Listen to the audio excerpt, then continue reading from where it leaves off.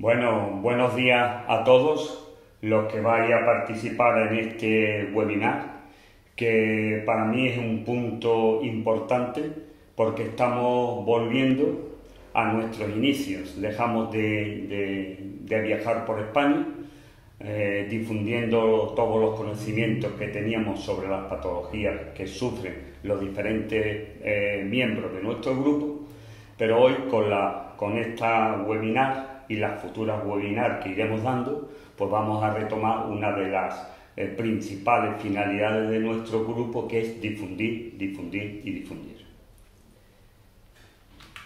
Bueno, hay un binomio que nos acompañará durante toda la vida y este binomio es la salud y la enfermedad.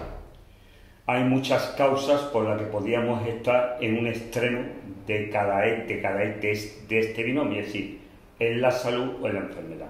Pero hoy sabemos que hay una gran cantidad de microorganismos intestinales donde tenemos bacterias, arqueas, hongos, parásitos, virus, que van a jugar un papel muy importante en el que estemos en la salud o en la enfermedad. Cuando los microorganismos que habitan a nivel intestinal están en un estado eubiótico, es decir, están en una armonía total entre ellos y con su huésped, tenderemos a estar hacia la salud. Pero en los casos disbióticos, cuando los microorganismos se alteran y ya no están en armonía, incluso ni con su huésped, pues tenderemos hacia la enfermedad. Bueno, cada vez hay más publicaciones científicas que relacionan múltiples enfermedades de diferentes índoles, inflamatorias, degenerativas, etcétera, con alteraciones de la microbiota intestinal. Bueno, yo he recogido aquí algunas, como podía haber recogido otras, a título simplemente informativo. Pero hay dos temas muy importantes que hay que conocer para entender por qué se pueden producir todas estas enfermedades. Y esto es lo que conocemos con el nombre de barrera intestinal y de permeabilidad intestinal. Bueno, la barrera intestinal, como todos ya sabemos y conocemos, está constituida por dos elementos principales, que serían las células epiteliales que revisten la mucosa intestinal y que está formada únicamente por una sola capa. Y está formada principalmente en el 80 al 90% por enterocitos a nivel del intestino delgado y por colonocitos a nivel del intestino grueso. Pero sin olvidarnos que a nivel de estas células, entre los enterocitos y los colonocitos, vamos a encontrar otros tipos de células epiteliales con funciones específicas. El segundo elemento es el moco, que va a recubrir las mucosas intestinales, en el cual encontraremos una serie de componentes como son las inmunoglobulinas secretoras, los antipéptidos microbianos. Recordad por consiguiente que el moco recubre, es una cosa interesante porque está recubriendo todas las células epiteliales con la finalidad de protegerlo. Otros elementos que van a contribuir a esta integridad será el sistema inmunitario innato, que se encuentra a nivel de la lámina propia y por debajo de las células epiteliales. Existen otros componentes inespecíficos. Bueno, en la figura, como ustedes pueden comprobar, tenemos, como vemos, las diferentes capas con las inmunoglobulinas inmunadoras, los antipéptidos antimicrobianos, las células comensales, la capa de moco que estaría en esta zona, y aquí tendríamos todas las células que conforman parte del sistema innato y que están en la lámina propia. Bueno, una cosa muy interesante a tener en cuenta es que todos estos componentes tienen una única finalidad: evitar que el contenido intestinal entre en nuestro organismo. Me gustaría recordar que los enterocitos cumplen una serie de funciones, como la digestión y absorción de nutrientes, juegan un papel importante en el transporte de agua y electrolitos, y además hay una secreción de aguas y proteínas a la luz intestinal. Los colonocitos, por su parte, y esto es importante recordarlo, es capaz de absorber una serie de sustancias que va a producir los diferentes microorganismos que habitan a nivel del intestino grueso. Bueno, pues todas estas células epiteliales están expuestas a una gran diversidad de antígenos de origen microbiano alimentario que se encuentran en la luz intestinal. Es decir, que además de estas funciones, las células epiteliales, como van a estar continuamente atacadas, van a crear unos mecanismos de reconocimiento y regulación de estos elementos antigénicos. Un momentito. Y para ello han creado, vamos a encontrar a nivel de la zona apical de la membrana de estas células epiteliales una serie de receptores que conocemos con el nombre de TOC-like y NOT-like. Bueno, pues los receptores TOC-like, como hemos dicho, se encuentran en la membrana apical y son receptores transmembrana, es decir, tienen una porción dentro del citoplasma de la célula y una porción extracelular. Bueno, pues estos receptores captan a antígenos cuando se encuentran a nivel, estos se encuentran en contacto con la mucosa, y va a ponerse dentro de las células epiteliales una serie de mecanismos que va a dar una respuesta para tratar de neutralizar a todas estas sustancias patógenas que intentan penetrar el interior de nuestro organismo.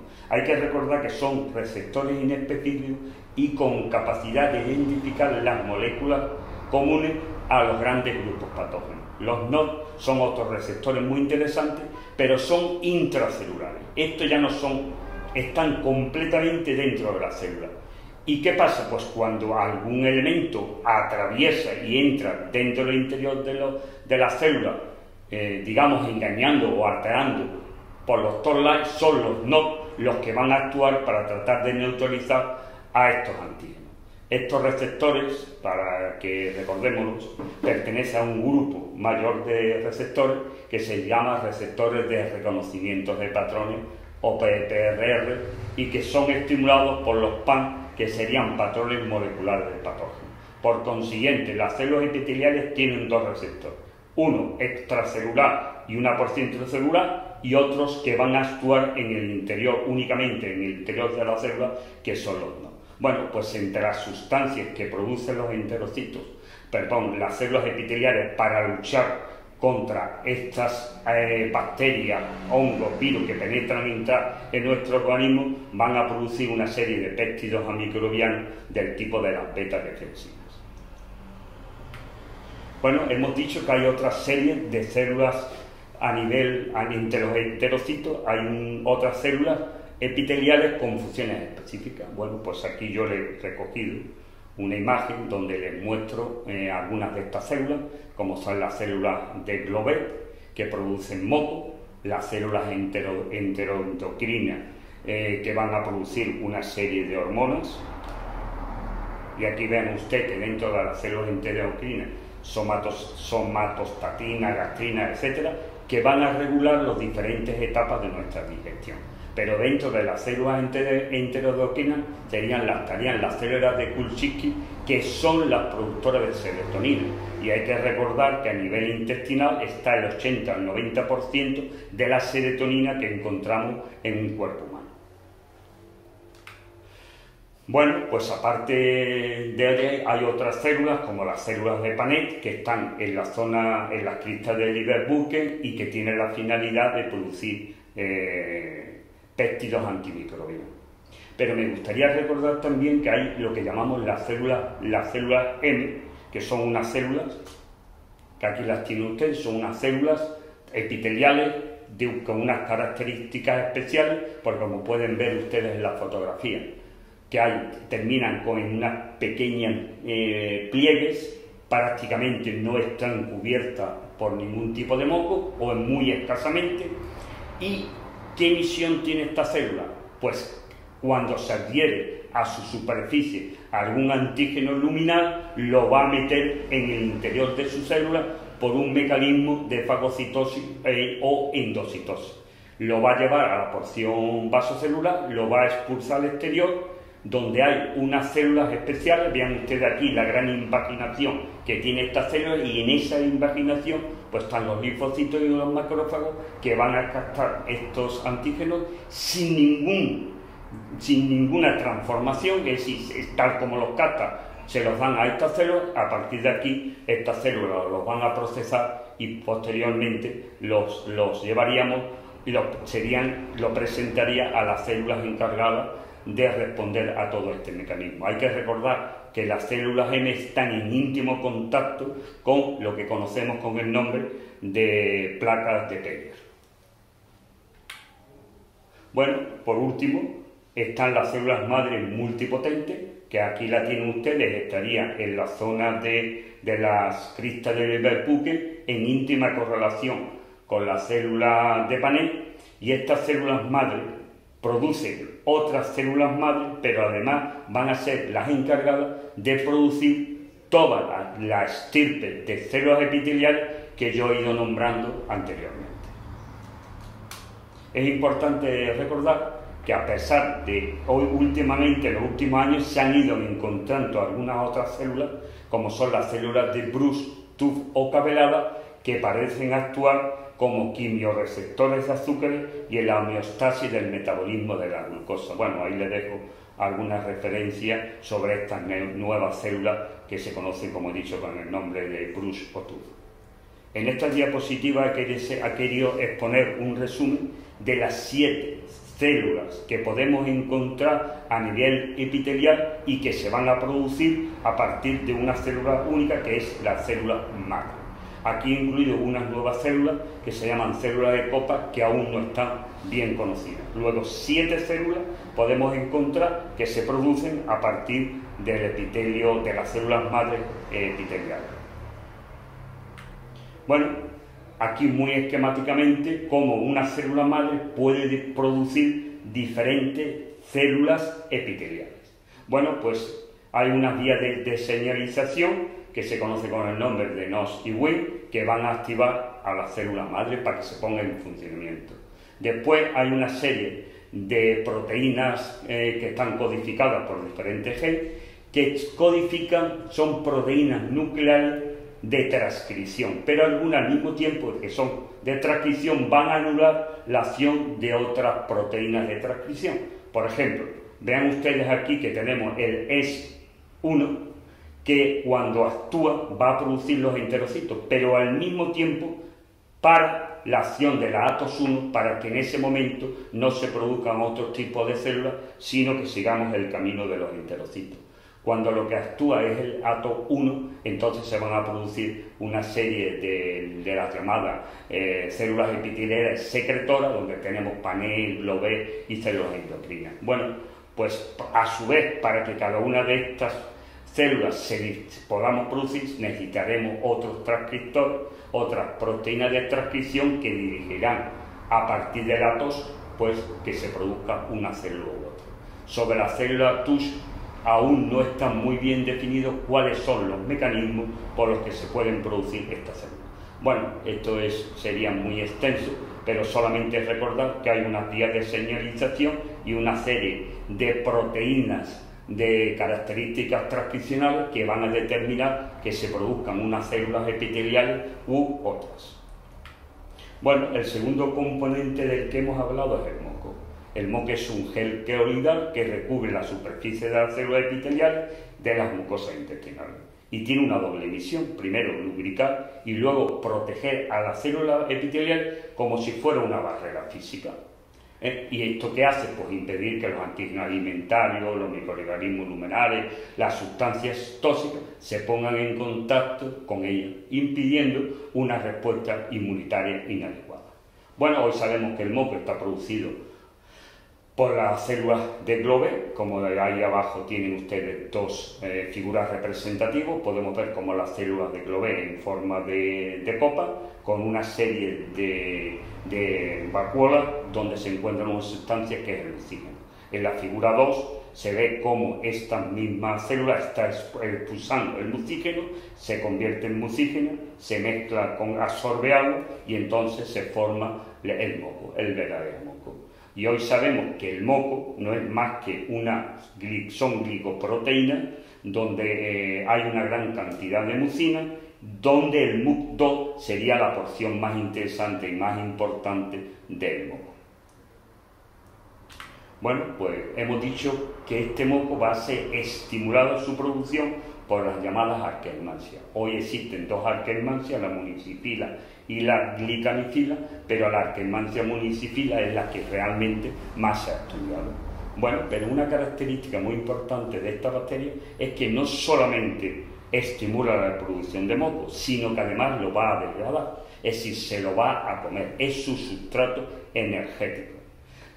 Y va a producir una serie de sustancias como son oligosacáridos y algunos ácidos grasos de cadena corta como son el acetato y el propinato. Estas sustancias pueden pasar a la sangre, distribuirse por el organismo y ser beneficiosas y dar lugar a una serie de beneficios. Por ejemplo, sabemos que el acetato es utilizado por el organismo para la generación de energía en el tejido muscular y es que el propinato interviene en la regulación de la síntesis del colesterol. Pero también hay que recordar que estas sustancias, los oligosacáridos, acetatos y propinatos, van a servir de sustrato energético a todas aquellas bacterias o microorganismos que están formando un nicho junto con las Akkermansia.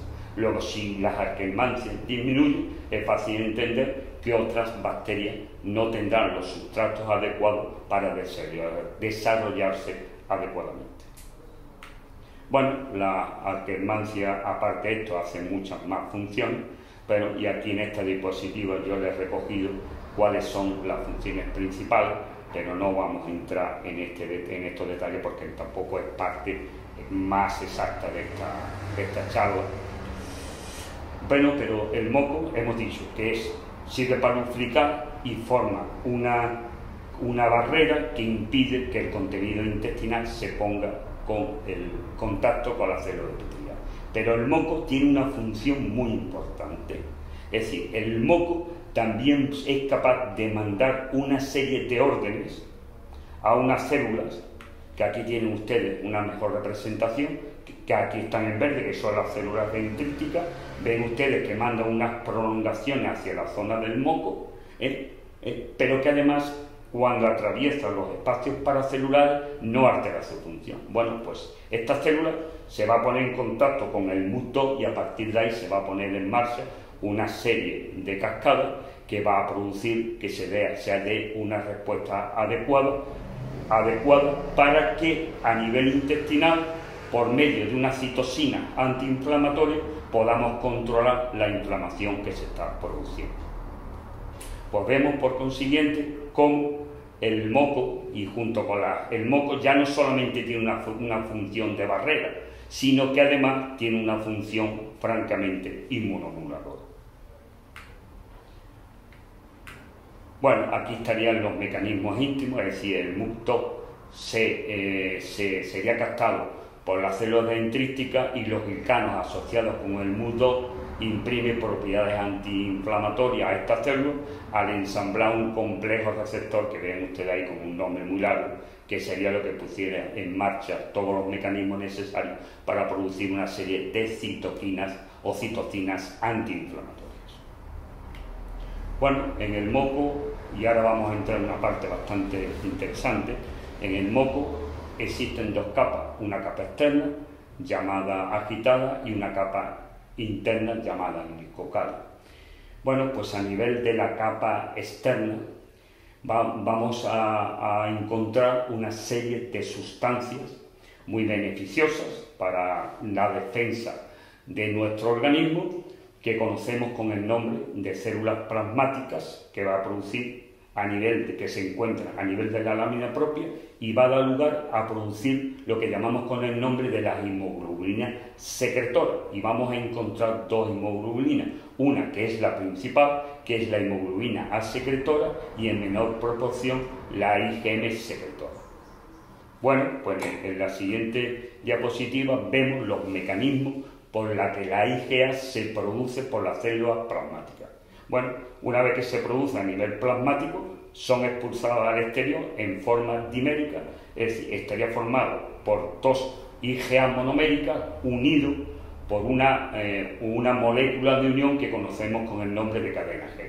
Aquí pueden ver ustedes en esta figura a la izquierda cómo está constituida la inmunoglobulina IgA. Bueno, pues esta inmunoglobulina, cuando es expulsada al exterior, va a ser captada por unos receptores que se encuentran en la zona basal de las células epiteliales. Bueno, se une a este receptor que conocemos con el nombre de receptores PIQR, receptor de inmunoglobulina G polimérica, es captado, pero teniendo en cuenta que se va a unir por la porción de la cadena J, es decir, por el centro. Se une a la unión por una unión covalente.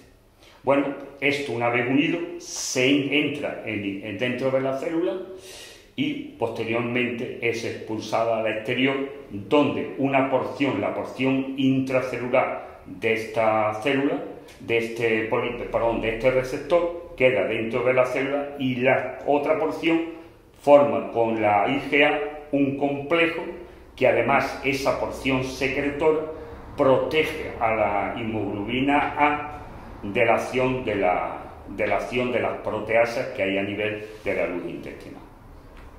Bueno, aquí veríamos cómo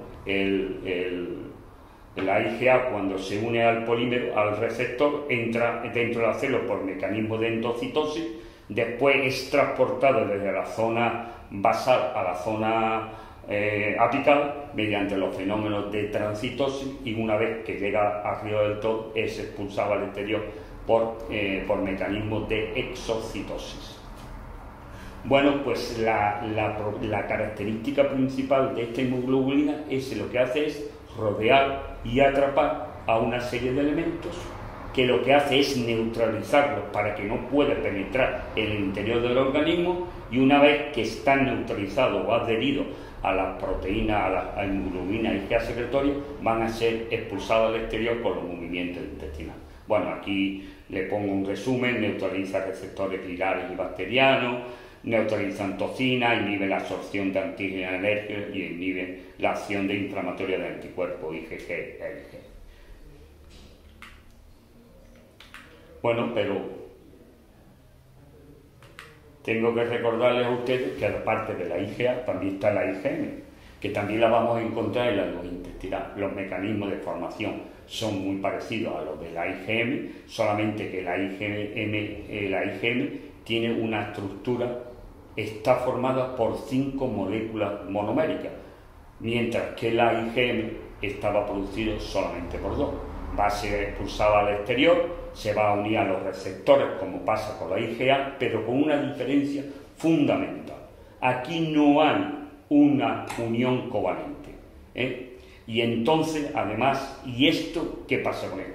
Pues le va a transferir una menor protección a este IgM a nivel de la luz, porque las proteasas podrían tener una acción más eficaz destruyendo este tipo de inmunoglobulina.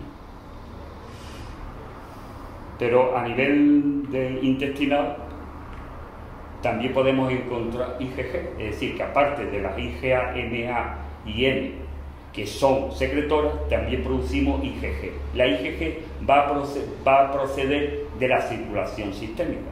Cuando estas IgG que circulan por el sistema circulatorio llegan a la zona de la lámina propia, sueltan a estas hemoglobulinas, y estas hemoglobulinas alcanzan la luz intestinal por medio de los espacios paracelulares.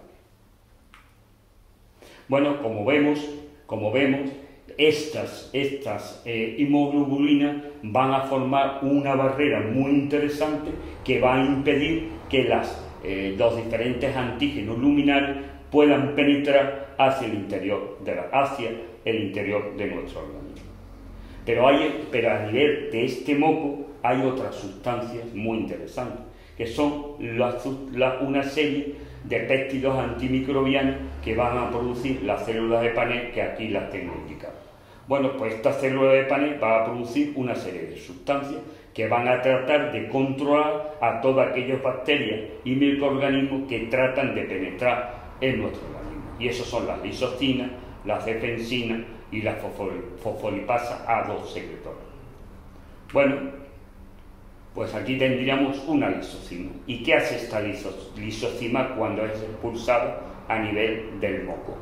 Bueno, pues a este nivel del moco lo que hace es que va a romper los enlaces 1,4 de los peptidoglicanos que forman la porción exterior de la membrana de las células gram positivas. Es decir, las lisocinas actúan principalmente sobre las células gram positivas y sin embargo no lo hacen sobre las células gram negativas. Bueno, pues cuando esta enzima rompe estos enlaces, se va a producir una debilidad en la membrana celular, va a penetrar agua y al final la célula se romperá.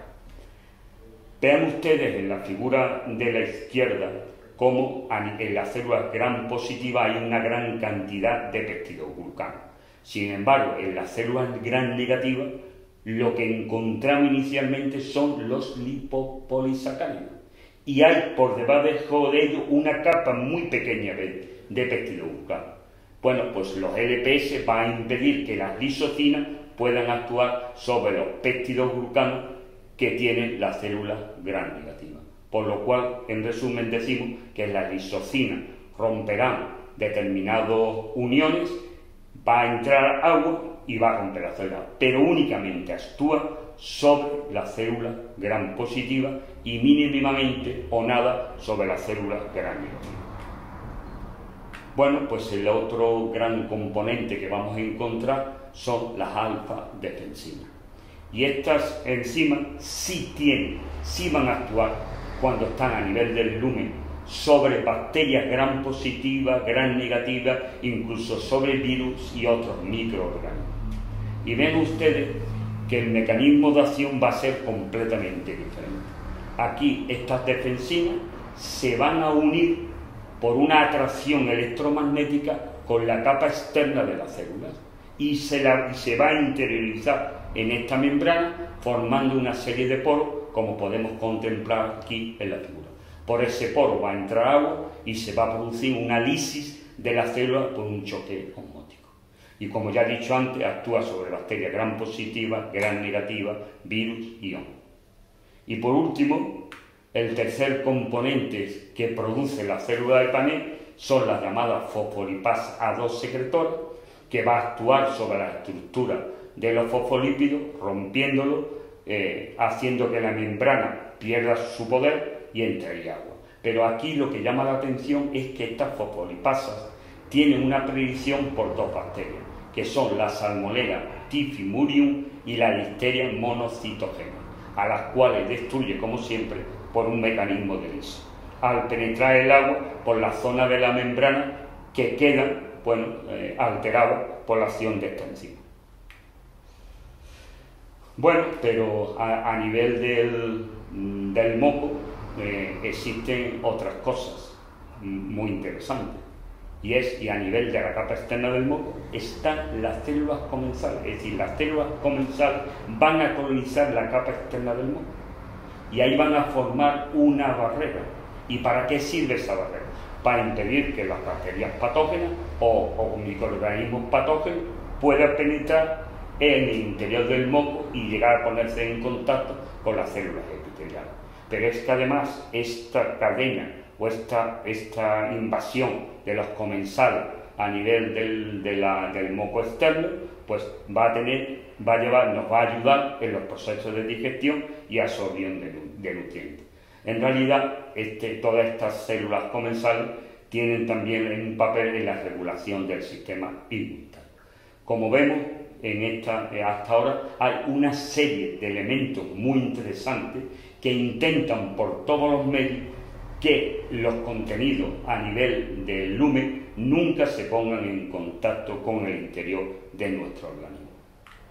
Bueno, aquí ya le hemos expuesto a ustedes que hay dos caminos como los antígenos pueden entrar en la célula, que serían a través de las células epiteliales o bien captados por las células M, pero además hay que recordar que las células dendríticas que atraviesan los espacios paracelulares con sus formaciones citoplasmáticas y que llegan a nivel del moco, no solamente van a ponerse en contacto con el MUC2, sino que son también captadoras de antígenos luminales.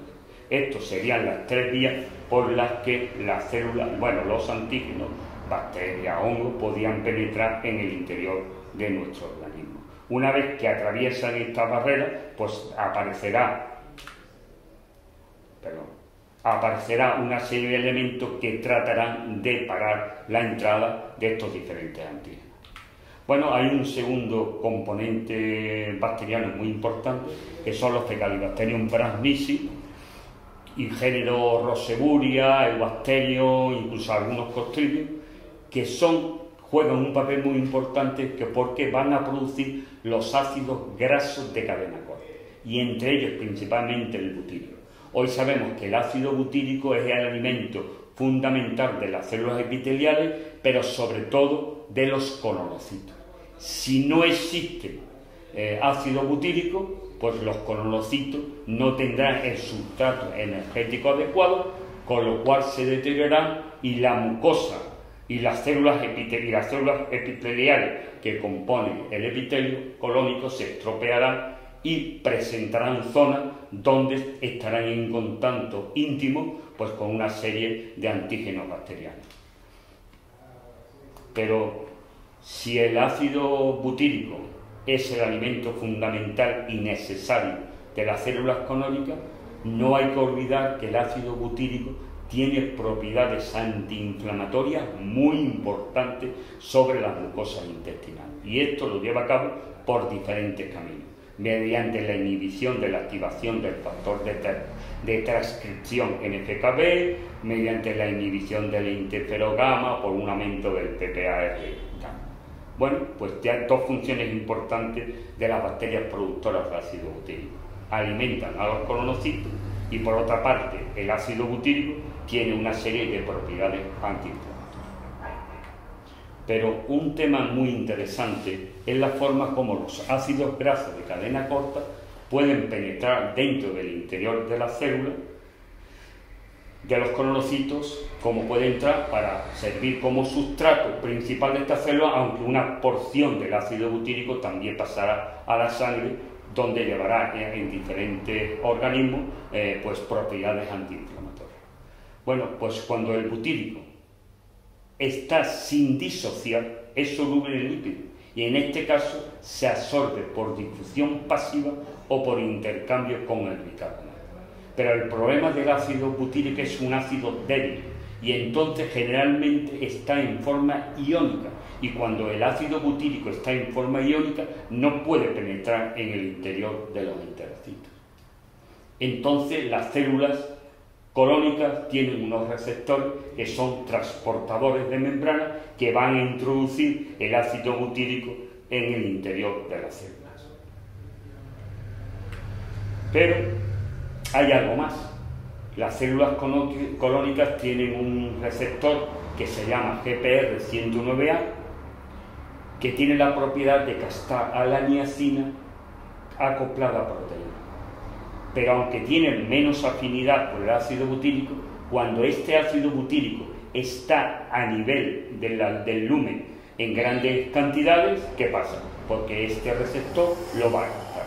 Y cuando el butírico se pone en contacto con este receptor, se va a poner en marcha una serie de mecanismos que nos va a llevar por dos vías. Una sería la activación de procesos antiinflamatorios, es decir, se pondrían en marcha una serie de elementos para tratar de controlar los procesos inflamatorios que se puedan producir a nivel del colon. Pero hay otro tema muy interesante, es que este ácido butírico parece que inhibe la formación de células cancerosas a nivel de la mucosa del colon, que nos podría llevar a la producción de un cáncer de colon. Como vemos, el ácido butírico alimenta a los colonocitos, tiene propiedades antiinflamatorias por sí mismo y además parece que inhibe el cáncer de colon. Luego, si el butirato o el ácido butírico no hay butírico, pues habría un deterioro grave de todos los mecanismos de protección de este, incluso se favorecería la aparición de células tumorales. Bueno, aquí está cómo el butírico puede actuar impidiendo la formación de las células tumorales e inhibir la formación de un cáncer, pero bueno, no voy a entrar en ello porque ya sería extendernos demasiado. Bueno, otros componentes que pueden formar parte y que ayudan a todo este sistema de protección, pues son componentes celulares y componentes humorales que ya otro día explicaremos de una manera mucho más exhaustiva. Bueno, pues visto esta primera parte que nos protege, vamos a entrar en el otro concepto que hablábamos antes, que es la permeabilidad intestinal. Cuando comemos hay una serie de sustancias que se van a producir y que van a penetrar en el torrente sanguíneo a través de la transcelular o bien por vía paracelular. Y en la vía paracelular no es más que el espacio que hay entre dos enterocitos. Y esto sí que es muy interesante, porque en la zona apical de estas bacterias, de estas células, hay unas formaciones proteicas que se conocen con el nombre de uniones estrechas. Bueno, pues estas uniones estrechas es la que va a regular qué sustancias pueden entrar por los espacios paracelulares. Y esto daría lugar a una permeabilidad fisiológica, es decir, que todas las personas tenemos una permeabilidad que conocemos con el nombre de permeabilidad fisiológica, que es muy interesante porque por los espacios paracelulares entran agua y una serie de sustancias que no entrarían de otra manera por la vía transcelular. Bueno, conocer la constitución y el funcionamiento de las uniones estrechas es fundamental para entender el concepto de permeabilidad intestinal y de las alteraciones que eso produce. Pero antes de continuar, me gustaría recordarles a ustedes que dentro de la célula hay una especie de andamiaje formado por proteínas, por formaciones proteicas, que van a mantener la forma de la célula, la organización de sus diferentes componentes o incluso son los encargados de regular la movilidad celular. Y que este andamiaje está formado por una serie de proteínas, como es que se conocen con el nombre de filamentos de actina, filamentos intermedios de queratina o microtúbulos. Las células epiteliales, como hemos dicho, no están pegadas, es decir, no están soldadas, sino que entre ellas existe un espacio que conocemos con nombre paracelular, y ahí vamos a encontrar una serie de formaciones proteicas que la van a mantener unidas unas con otras y a su vez con el tejido subyacente. Bueno, y aparte de las uniones estrechas que ya anteriormente hemos mencionado, pues tenemos las uniones adherentes, los demosomas, las uniones comunicantes. Bueno, y en la parte inferior destacaríamos los hemidemosomas, que hacen que las bacterias intestinales que ya están adosadas unas con otras por las formaciones proteicas anteriormente mencionadas, también lo esté en el tejido subyacente. Con lo cual, digamos que de esta manera las células epiteliales están perfectamente adaptadas. Bueno, pues estas uniones epiteliales, estas uniones que adhieren unas bacterias, unas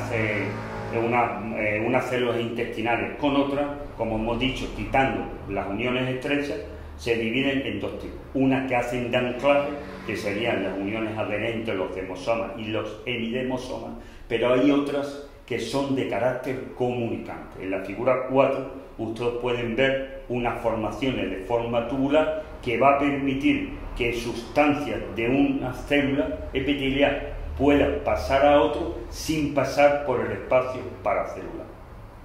Bueno, pues esto sería, digamos, una serie de uniones muy interesantes para mantener las células unidas unas con otras. Pero a nosotros nos interesa aquí realmente las uniones estrechas, porque las uniones estrechas son las que van a regular la apertura y cierre de los espacios paracelulares y va a determinar qué sustancias pueden entrar a ese nivel. Bueno, pues las uniones estrechas están constituidas por dos porciones. Una porción transmembrana, que estarían en los espacios paracelulares, que se uniría con la otra porción transmembrana de la célula adyacente, y además tenemos una serie de formaciones proteicas que son citoplasmáticas. Bueno, pues estas formaciones a su vez estarían a partir de la actina unidas al citoesqueleto. Bueno, y todo esto sistema pues constituiría la formación de las uniones estrechas. Bueno, hoy sabemos que el único regulador fisiológico que va a permitir la apertura o cierre de las uniones estrechas es la celulina. Bueno, aquí ven ustedes que la celulina no ha sido aún captada por unos receptores de membrana que hay en las células epiteliales, con lo cual la unión estrecha está cerrada, completamente cerrada. En este momento por ahí no puede entrar absolutamente nada. Bueno, aquí yo le he puesto además una serie de nombres que van a intervenir en los procesos de la apertura de las células de las uniones estrechas, porque posiblemente en la diapositiva no se vean perfectamente. Bueno, pues cuando la zonulina, por diferentes mecanismos, se une a estos receptores, a partir de aquí se va a poner en marcha una cascada de eventualidades que nos van a llevar a que la porción citoplasmática de las uniones estrechas se reorganicen y tiren hacia el interior, con lo cual las uniones estrechas quedan perfectamente abiertas y a partir de ahí van a entrar una serie de sustancias. Esta es la forma como el organismo en una persona normal regula las uniones estrechas y decide lo que puede entrar y lo que no puede entrar y en qué momento se abre y en qué momento se cierra. Pero si estas uniones estrechas por muy diferentes motivos se nos estropean, ¿qué va a pasar?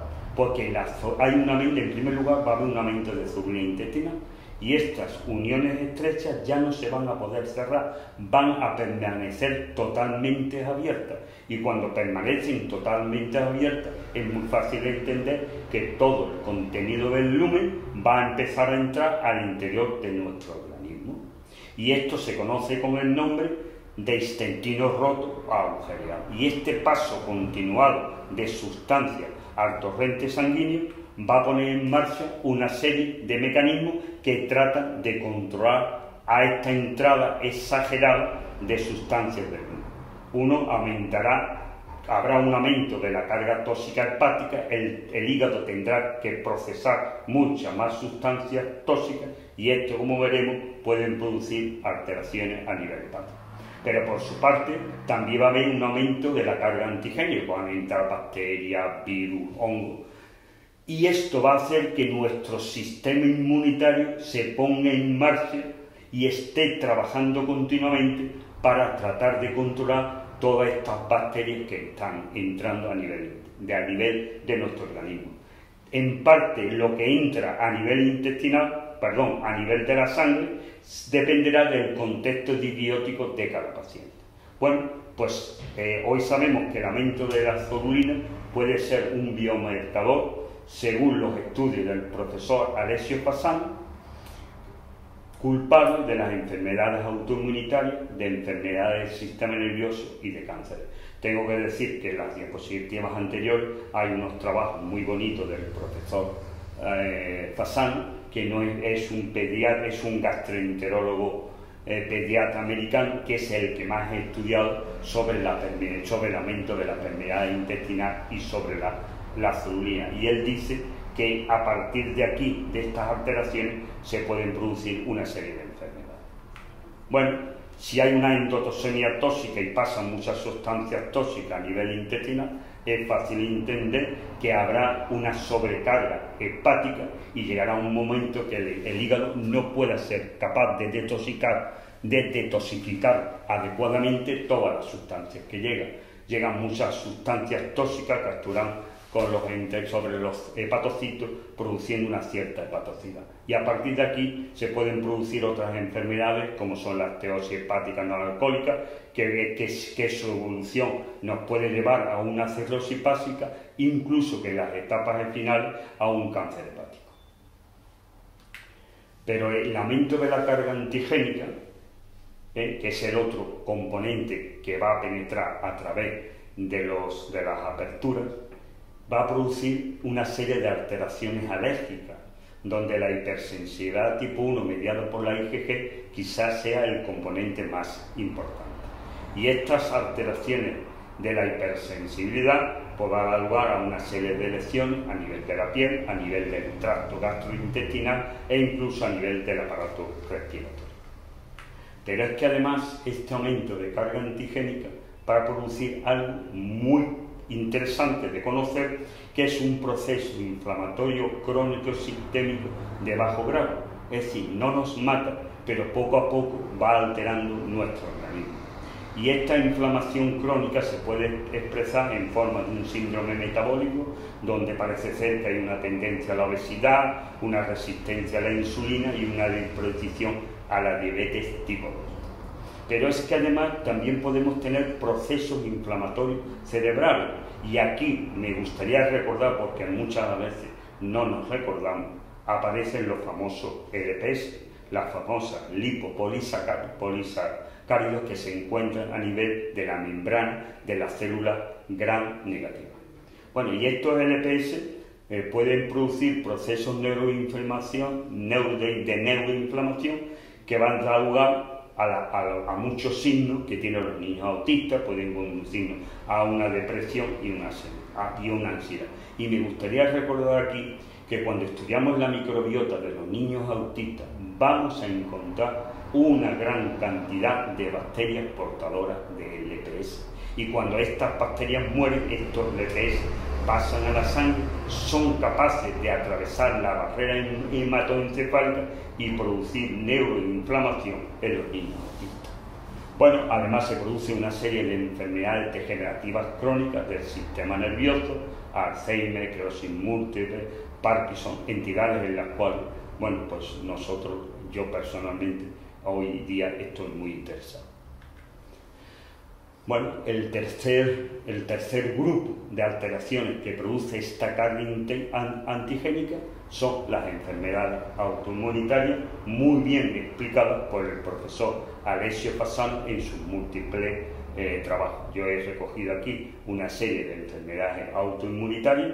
Hoy día tenemos más de 100 enfermedades autoinmunitarias y yo he recogido aquí algunas de ellas. Y me gustaría recordar que un aumento de la carga antigénica por una alteración de las unidades estrechas, según el profesor Alessio Fasano, es considerada como la principal causa de muchas enfermedades autoinmunitarias.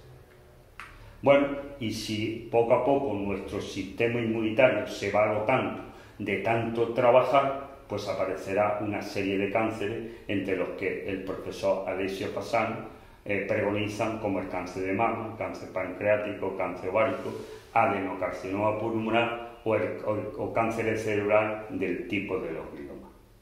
Pero me gustaría hacer una reflexión sobre las enfermedades autoinmunitarias. Muchas veces decimos que como el sistema inmunitario está sometido a un trabajo continuado, llega un momento que se va a equivocar. Pues quizás realmente el sistema inmunitario no se equivoque, sino que son los procesos inflamatorios, los procesos tóxicos, los que pueden hacer perder a las células características de sus membranas. Y en este momento posiblemente el sistema inmunitario las deje de reconocer y entonces la atacaría porque ya no considera que son células de su propio organismo. Y quizá este mecanismo, más que un error del sistema inmunitario, podrían ser la causa principal de las enfermedades autoinmunitarias.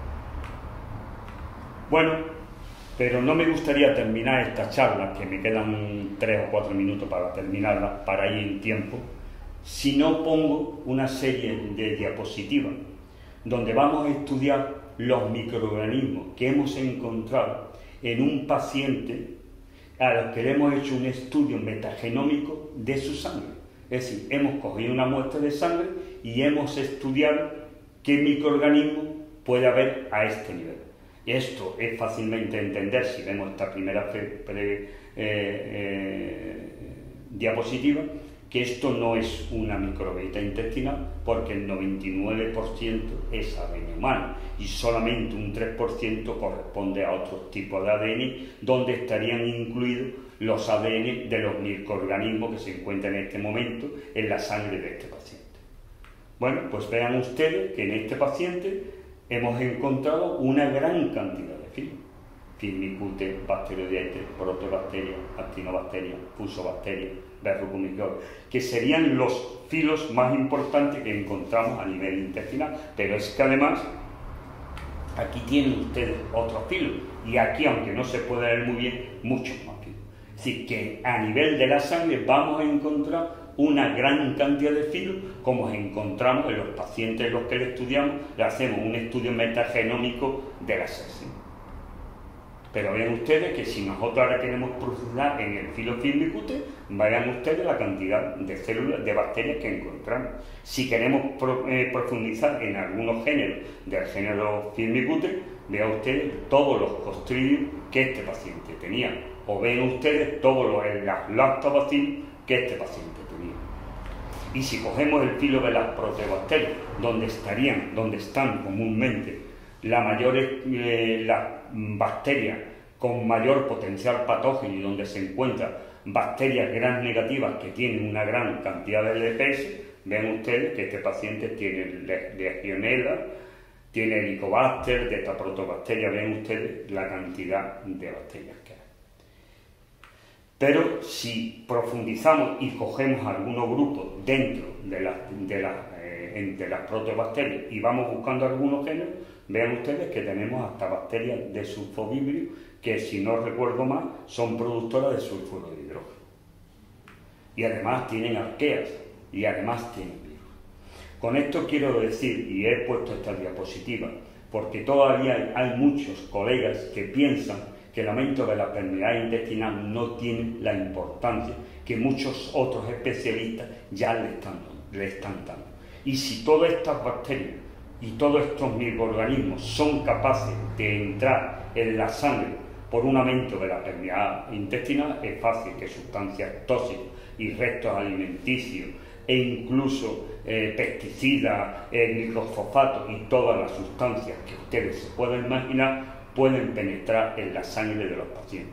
Y todo este conjunto va a producir todas las alteraciones que anteriormente hemos mencionado, y es fácil entender que cuando uno padece tales enfermedades va a tender hacia el binomio de la enfermedad. Bueno, pues hasta aquí lo que le tenía que decir sobre esta charla, pero antes de terminar me gustaría recordarle que el día 14 la Maica Carrillo va a dar una nueva charla, un nuevo webinar sobre SIBO y otras alteraciones de la microbiota en TEA. De todas maneras ya lo iremos informando en el grupo, pero aquí ya queda dicho que el día 14 de noviembre tendremos la segunda webinar. Después de esta webinar yo voy a dar en diciembre una nueva charla que va a ser como una segunda parte de esta charla y que quizás pueda ser para ustedes aún mucho más interesante, que es estudiar la etiopatogenia de las alteraciones que vamos a encontrar cuando se produce un aumento de la permeabilidad intestinal. Esta charla llevará una segunda parte que creo que puede interesar mucho, es el abordaje terapéutico que debemos utilizar para tratar de corregir todas estas alteraciones. Bueno, y hasta aquí muchas gracias por todo, por su atención, y podemos, si ustedes quieren, pasar a un turno de preguntas, pero un momentito, me gustaría recordar que estos webinars se seguirán dando el año que viene, pero intentaremos buscar más gente para que haya una más variedad de criterios, e incluso intentaremos buscar gente de fuera de nuestro grupo para tener la mayor aportación de charlas a lo largo del próximo año, y además daremos también entrevistas y algunas otras cosas que ya os iré comunicando. Bueno, con esto finalizo la charla y pasamos al turno de preguntas. Yo propongo una pregunta. ¿La PCR podría ser un mensaje indirecto de una gran permeabilidad intestinal?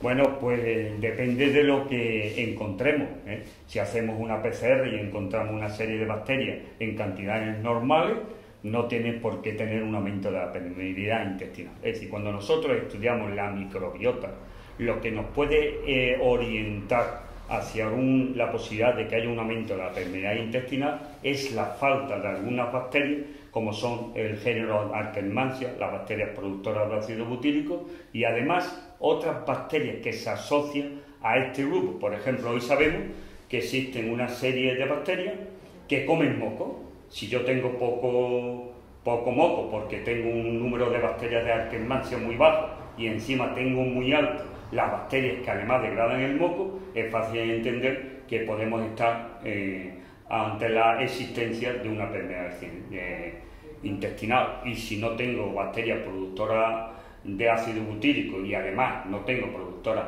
de moho, pues es fácil entender que esa persona, sin ningún estudio más, seguramente presentará presentará un aumento de la permeabilidad intestinal. De todas maneras, siempre podemos recurrir a una determinación de la zonulina intestinal.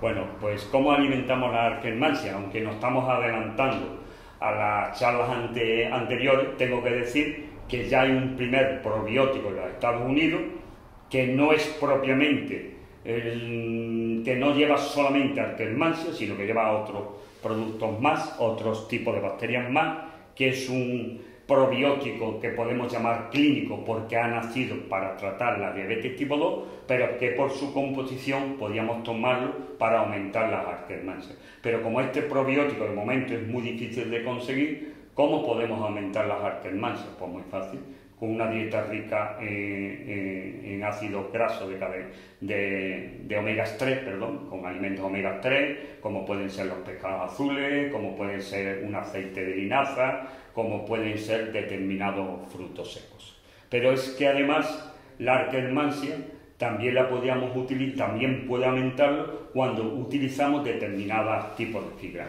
En estos casos no es que la Akkermansia vaya a utilizar estas fibras, pero parece que hay como algo que estimula el crecimiento de las Akkermansia. Pero también podemos utilizar incluso algunos probióticos especiales que parece que también aumentan la microbiota de la Akkermansia, y aquí estarían, por ejemplo, incluso bacterias del grupo de las bacterias del suelo.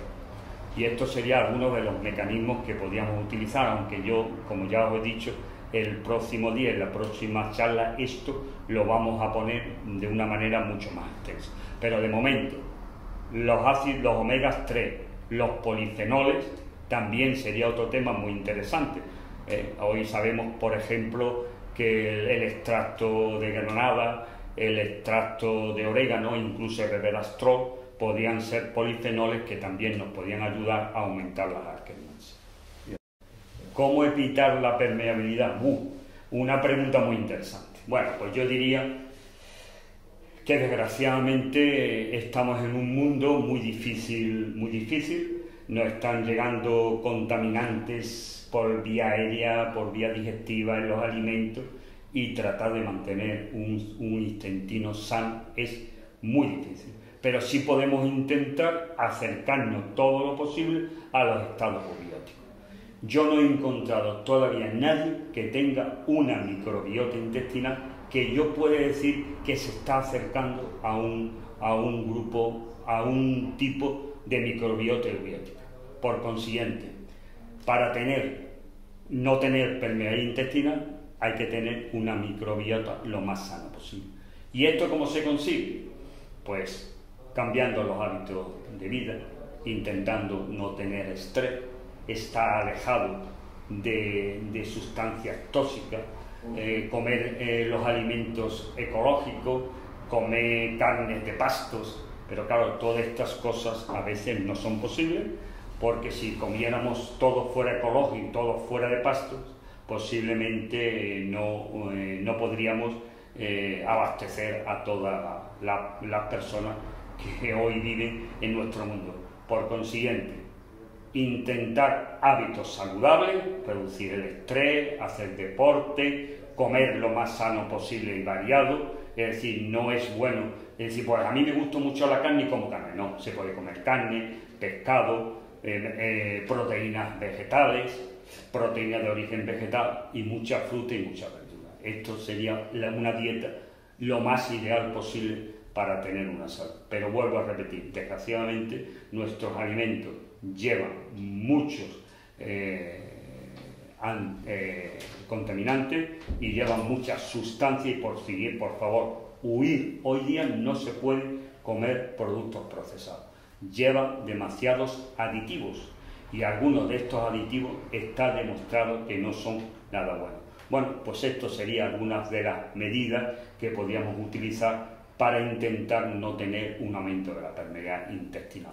Bueno, después también podríamos hacer algunos análisis por si faltan algunos tipos de suplementos. Pero si estamos muy enfermos, con una serie de sintomatología, con síntomas digestivos y con síntomas extradigestivos, pues posiblemente tengamos un aumento de permeabilidad. Y yo en estos casos pienso que si tenemos un estudio de la microbiota delante, podemos intentar, y conociendo bien cómo funciona, podríamos convertir estados dibióticos en estados eubioticos mediante la alimentación, el estilo de vida y posiblemente con algunos tipos de suplementación. Aunque yo quiero, quizás sea un momento de buscar alimentos que puedan suplir en parte a los suplementos que tomamos, porque también los suplementos cuestan hoy día demasiado dinero. ¿En qué diferencia una celiaquía de una sensibilidad al gluten? Son cosas totalmente diferentes. Hoy sabemos que la celiaquía es una enfermedad autoinmunitaria sistémica, que cuando no se controla hay un aumento de permeabilidad intestinal, va a pasar una serie de proteínas del gluten que va a poner en marcha una serie de alteraciones, que además estas alteraciones no afectan solamente a nivel de la microbiota intestinal, no solamente a nivel del intestino, sino que puede afectar muchos otros organismos. Por eso los pacientes celíacos que no son tratados adecuadamente pueden padecer muchas otras enfermedades autoinmunitarias, y una muy conocida por todos ustedes pues sería la enfermedad autoinmunitaria del Hashimoto. Incluso en los pacientes celíacos vamos a encontrar a veces muchas alteraciones en la piel que son debidas a enfermedades también autoinmunitarias. Esto, sin embargo, la sensibilidad química, la sensibilidad al gluten no celíaca no es una enfermedad autoinmunitaria, es completamente diferente. Sí, el organismo no responde adecuadamente al gluten, pero no es una enfermedad autoinmunitaria y por consiguiente su tratamiento y sus consecuencias son mucho menos nefastas que las que podemos tener con una celiaquía no tratada adecuadamente. Doy las gracias a todos los asistentes y espero que, como vamos a dar una segunda charla en diciembre que va a completar todo este conjunto que hoy hemos visto y que quizás sea aún mucho más interesante para ustedes, porque vamos a abordar el tema que yo creo siempre más interesante para los pacientes, es conocer qué alternativas terapéuticas hay para corregir su problema. Y bueno, trabajaré lo más duramente posible en este mes y medio que me queda para poder darles a ustedes unas charlas interesantes y muchas medidas terapéuticas que os puedan ayudar si no a curar, por lo menos a paliar las alteraciones que se padecen, que a veces, como yo conozco muy bien, imposibilitan llevar una vida satisfactoria. Les vuelvo a repetir, darles las gracias a todos ustedes. Esta charla se ha grabado, espero que la subamos pronto, y uno de los sitios donde va a subirse es en nuestro canal YouTube. Todos sabéis que hay un canal YouTube que está asociado con nuestro grupo de Facebook, que es donde subimos todas las conferencias que damos en nombre de nuestro grupo. Es decir, que esto pronto estará en Facebook, en nuestro canal YouTube, ahí podéis subir, escuchar la conferencia y tomar las fotos que creáis necesarias. Bueno, con esto doy por terminado esta charla y os agradezco enormemente vuestra asistencia, porque yo creo que hemos batido un récord de usuarios, pues hemos llegado a cifras actualmente de 1028 asistentes a esta charla webinar. Muchas gracias a todos y espero que pronto nos veamos otra vez por aquí para seguir entre todos aprendiendo de estos temas, porque son fundamentales para que nuestros miembros de nuestro grupo puedan encontrar un camino que les lleve por lo menos a llevar una vida satisfactoria. Los temas que vamos a tratar a lo largo del próximo año van a ser muy variados, intentaremos que sean muy variados. El proyecto es dar 24 webinars el año que viene. Bueno, y yo espero que con esto los conocimientos mío y de todos ustedes poco a poco vayan aumentando. Muchas gracias y aquí doy por finalizado este webinar